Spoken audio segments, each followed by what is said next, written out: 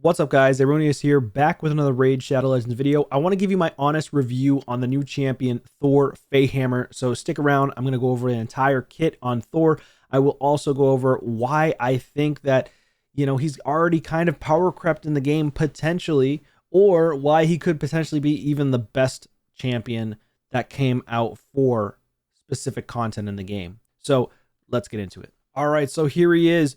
Thor Feyhammer, very, very strong champion. He is going to be a new magic-based champion. Another barbarian. I feel like they just love barbarians so dang much. Now, of course, he is a Norse god, right? So, yeah, I can understand why it would fall into the potential barbarian faction.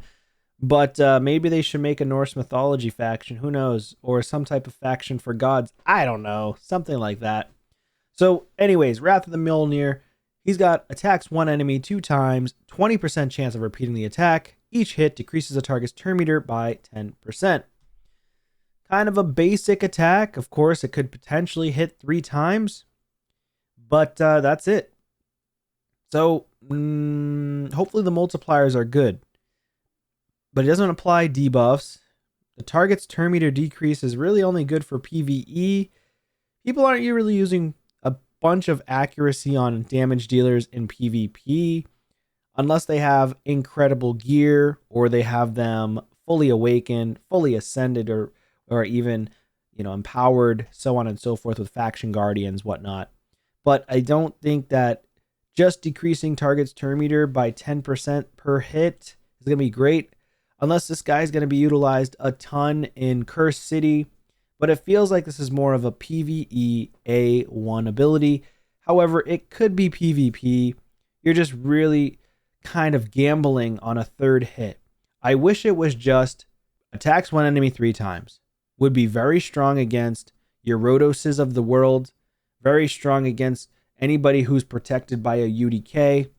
Just strong in general. And just give the 10% turn meter. That's my personal opinion, because there's so much power creep in this game already. It's like now we're just kind of comparing and contrasting between all of the stronger champions that they brought into the game for free, like Sun Wukong, Armands, and so many other champions that are just so powerful. Even Newt with a triple hitter, A1, guaranteed 100% or like turn meter reduction by like 25% or something like that. Let me just go ahead and showcase you Newt and how powerful he is as he was a fusion. 80% chance of decreasing the target's turn meter. 80% chance by 15% each hit, and a chance to place freeze. If the target's turn meter is not decreased, each hit has a 80% chance to place a freeze. Disgusting, filthy, filthy, filthy A1 on the Newt. Okay, so when you look at Thor and you compare and contrast to all the older champions that have been coming out, well, then unfortunately it kind of gives you a bad taste in your mouth, because you're like, oh, do I really need that? Let's just move on though. Let's not stick with just the A1 here. Let's see if his A2 ends up being a little bit better. Fulminous Ricochet attacks all enemies. After hitting the first enemy, will hit every other enemy in a random order. Random. Following the initial hit, each subsequent hit increases the damage by 25%. So the first hit hits 25% additional damage on top of his damage that he's dealing.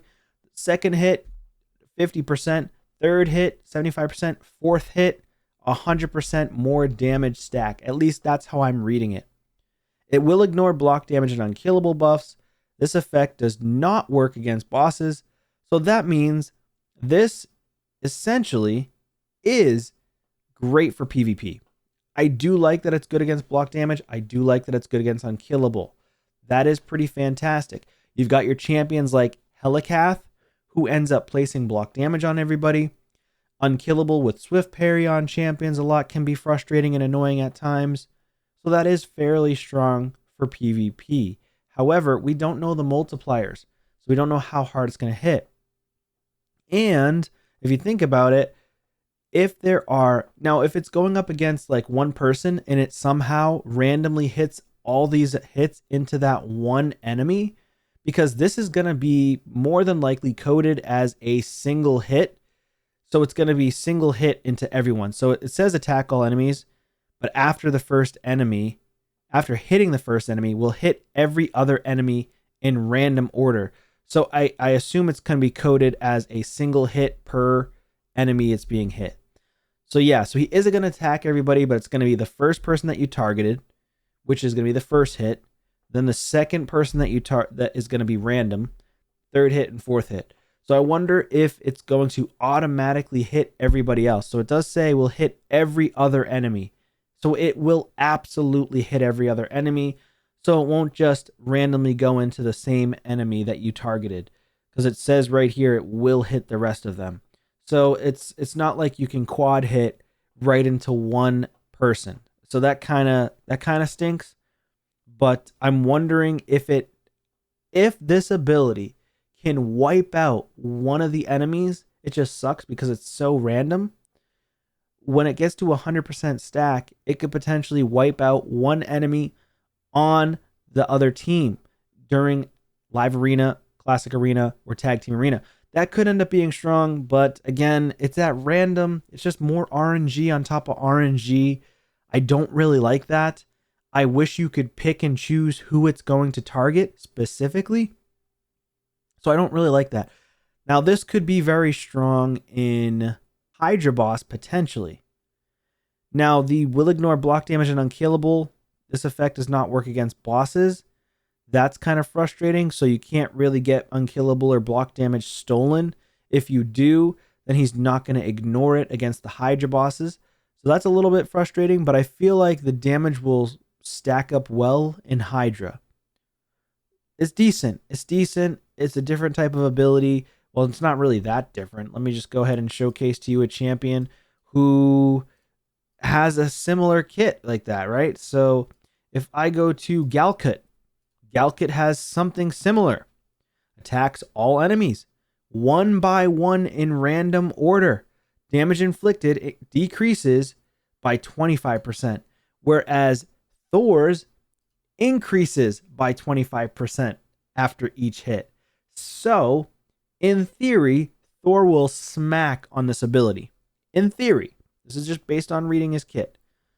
Let's go to the A3. Hammer of Heaven. Attacks all enemies before attacking, places an increased attack and increased crit damage buff on this champion for 2 turns, which is really nice. I will say that is really strong. 2 AoEs on 3-turn cooldowns is automatically going to be a very strong champion in general for progression. Has a 75% chance of permanently decreasing the resistance of each enemy by 10% and stacks up to 50%. Wow. Wow.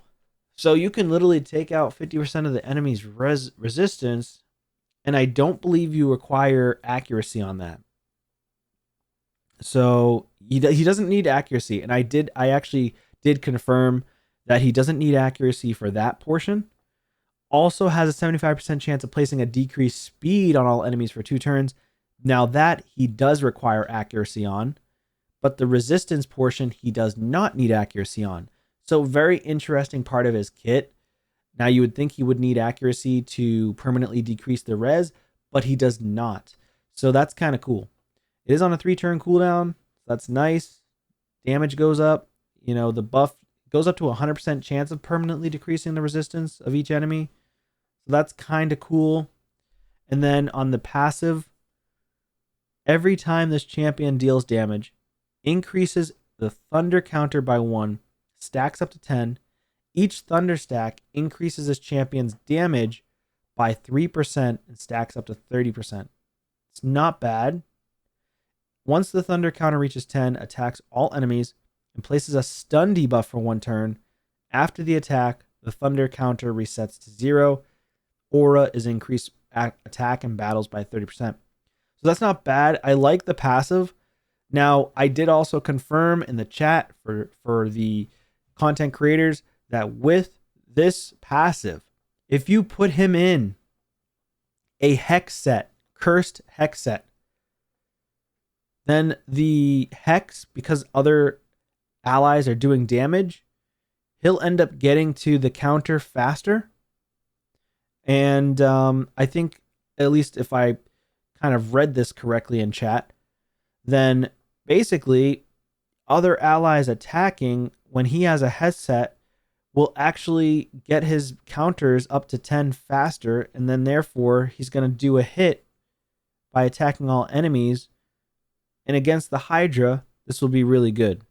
In PvP, in theory, it could be good, but you got to worry about if you put him in like a hex set or something like that, then you place debuffs, he's going to get sheeped. It's a problem. Plus, you really want to put a damage dealer in lethal or savage. So not putting him in lethal or savage would be a problem in my opinion. However, if his multipliers are disgusting, maybe you don't need to put this guy in lethal or savage. But of course, we won't know until he comes out and we actually get testing on this guy. So I'm very concerned where, yes, his kit looks great on paper, but it either could go one way or the other. It could be really crappy and do poor, or it could be insane. But he does not ignore Stone Skin. He does not ignore any defense. So that's a problem. So I really wish that he could ignore more things, but he doesn't place decreased defense. He doesn't place any other debuffs besides decreased speed. So I really feel like he's just a PvE champion. Personally, even though his A2 is PvP, I just have a feeling it might not do as much damage as we'd like, but I could be wrong. And I hope I am wrong. I hope he's actually insane because he's the freaking God of Thunder, okay? So, yeah, that's all I got. Let me know your thoughts and comments down below. Do you think this guy's going to be amazing? Are you going to be trying to go for this guy? Or has his kit kind of thrown you off and made you kind of want to second guess even going for this guy? Let me know your thoughts in the comments down below, and I will see you on a video soon. Take care.